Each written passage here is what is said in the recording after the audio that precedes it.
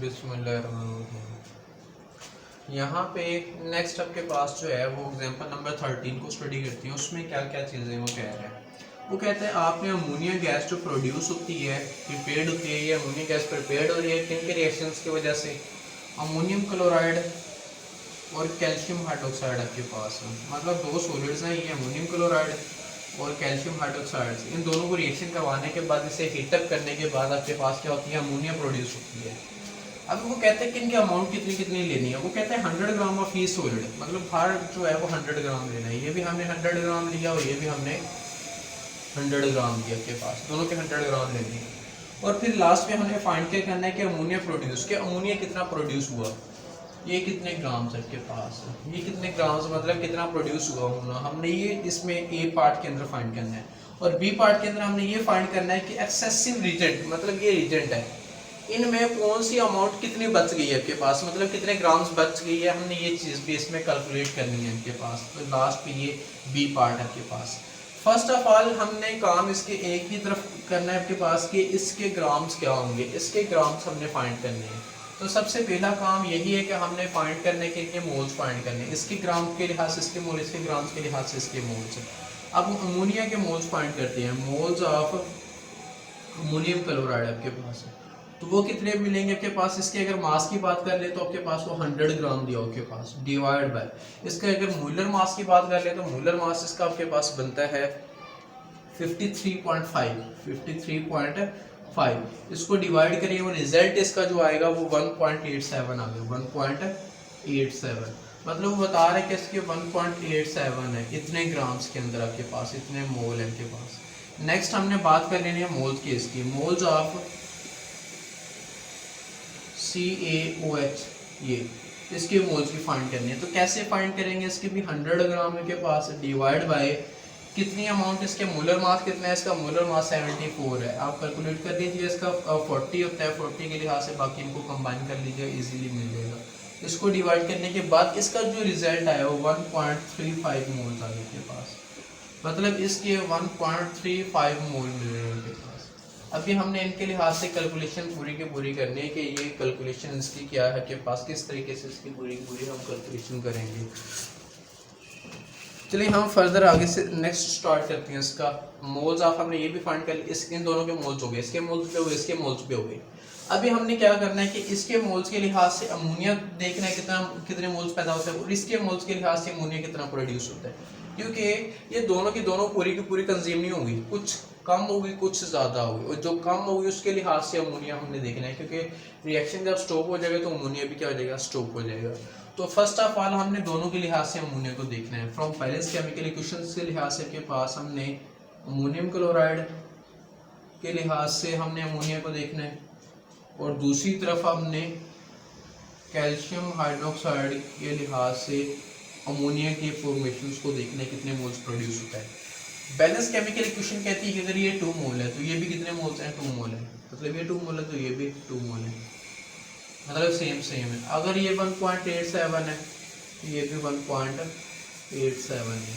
मतलब ammonium chloride की ये जो अमाउंट आपके पास वो कह रही है कि इसके कितने मोल्स हैं? इतने मोल्स ही हैं इसके, ठीक है। नेक्स्ट फॉरवर्ड हम बात कर लेते हैं कैल्शियम हाइड्रोक्साइड की तरफ। तो वो क्या कहता है यहाँ पे?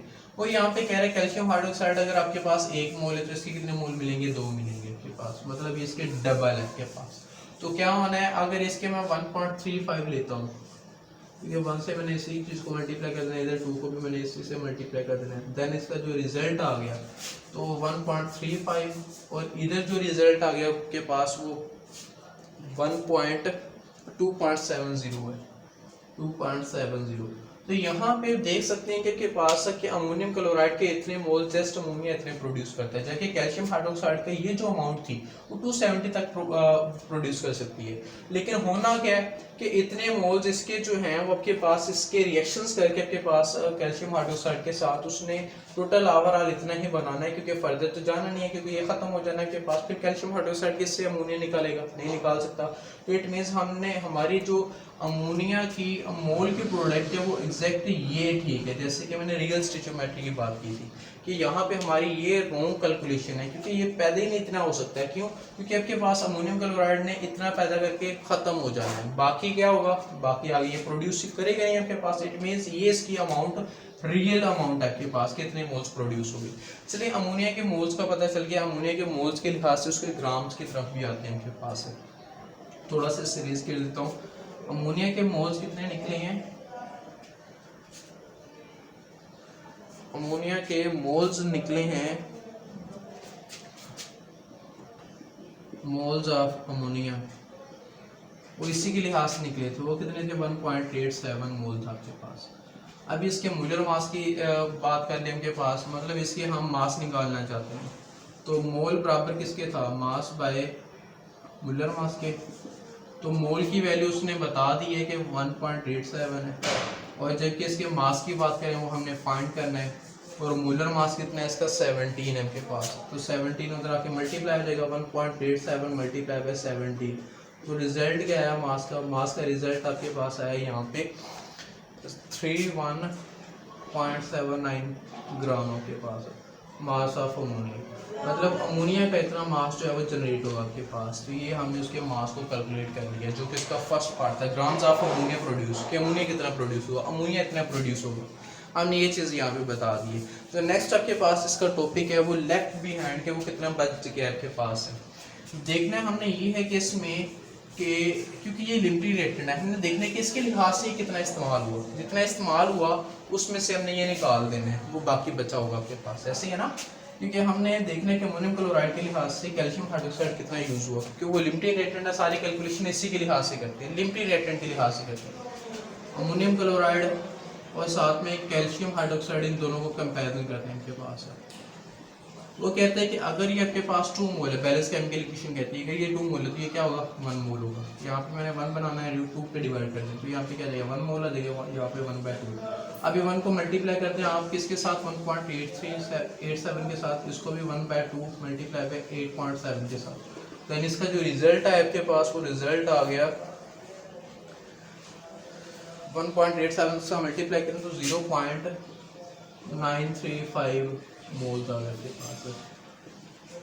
तो ये वो बता रहा है कि अगर इसके इतने मोल्स हो तो इसके कितने मोल्स कंज्यूम होंगे, 0.935 मोल्स कंज्यूम होंगे। बाकी जितना का जितना ये बाकी है ये सारा का सारा बाकी बच जाएगा। मतलब इसमें से ये निकाल दें तो आपके पास लेफ्ट बिहाइंड की बात कर लेते हैं।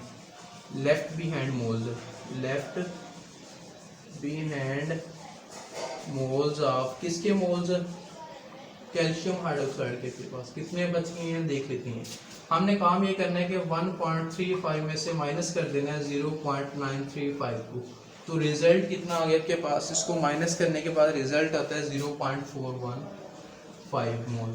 मतलब ये लेफ्ट बिहाइंड है, कैल्शियम हाइड्रोक्साइड के जो बाकी बच गए हैं जो रिएक्शन में हिस्सा नहीं लेंगे वो इतने मोल्स हैं। तो इसका हमने मास किस तरीके से फाइंड कर लेना, यहाँ पे हम मास फाइंड कर लेते हैं इनके पास। लेफ्ट बिहाइंड कैल्शियम हाइड्रोक्साइड आपके पास कितने है, मास लेफ्ट बिहाइंड के मोल्स। चलिए मोल्स का फार्मूला लगा देते हैं उसके ऊपर। मोल इज इक्वल टू क्या चीज़ है, मास बाय मोलर मास है, मास बाय मोलर मास है। मोल्स कितनी है, 0.415 है, मास मैंने फाइंड करना है। जबकि मोलर मास की बात करें तो वो कितना आता है आपके पास, वो 74 है। 74 को इससे मल्टीप्लाई कर दें, 0.415 multiply by 74 is equal to mass आ जाएगा। और कितना आ गया मास आपके पास, 30.71 is equal to mass of calcium hydroxide left behind, left behind आपके पास। मतलब जो बाकी बच गया जस्ट उसका मास यहाँ पे आपके पास हमने कैलकुलेट कर लिया। जो हमने इसका सेकंड पार्ट था वो भी हमने फाइंड कर लिया, क्योंकि हमने देखा इसके लिहाज से कितना कंज्यूम हुआ, जितना कंज्यूम हुआ ये इतना कंज्यूम हुआ था, तो हमने क्या किया इसमें से निकाल दिया। बाकी इसका बाकी बच जाएगा ना, वो बाकी बचा हुआ मोल है, उसके मोल के लिहाज से हमने उसको मास फाइंड कर लिया, इतना मास निकला। दैट्स ऑल आपके पास मेरे ख्याल से समझ आ गई इस न्यूमेरिकल की भी, क्योंकि हमने लिमिटेड रेटेड को देख के सारों का कैलकुलेशन करनी होती है, क्योंकि उसके लिहाज से सारी कैलकुलेशन जो है प्रोडक्ट वगैरह जो है वो मैनेज होती है आपके पास। ओके, मेरे ख्याल से आपको सारी समझ आ गई होगी। नेक्स्ट लेक्चर के लिए वेट कीजिए। ओके, खुदा हाफिज़।